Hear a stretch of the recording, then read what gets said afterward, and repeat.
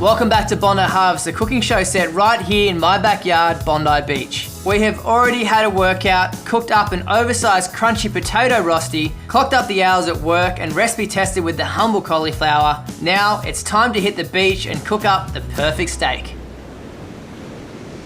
We're about to head to the rocks, we're going to go for a swim and we're going to cook up a delicious steak over coals with a really refreshing chimichurri and a super simple summer salad.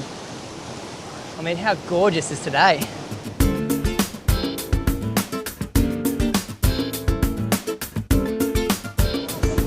We have the most delicious steak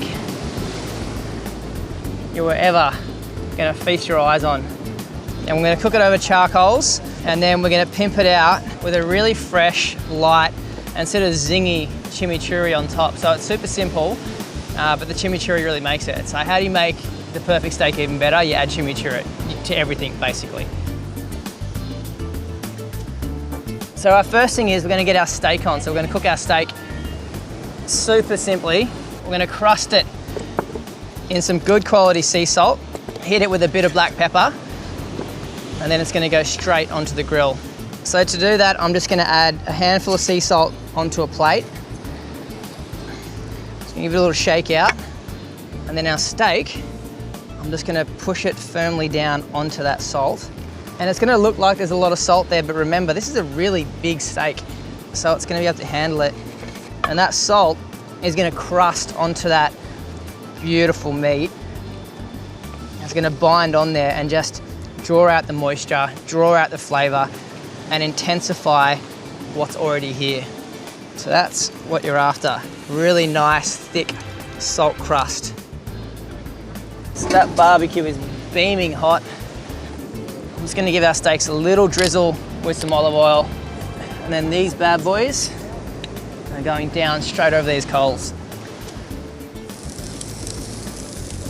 So we're not going to touch that for about 5 to 10 minutes. And the reason is we want to seal the steak. We want that salt to really stick to the flesh.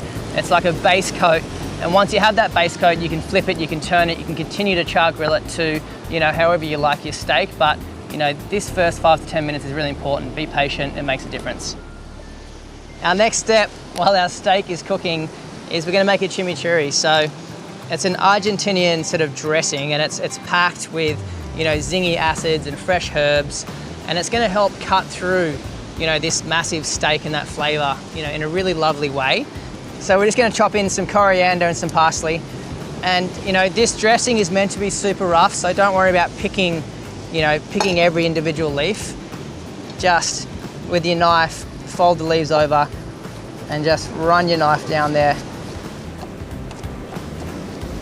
It's going to go straight into a mixing bowl. About a tablespoon of dried oregano is going to go in there. We're going to add rind of 1 whole lemon.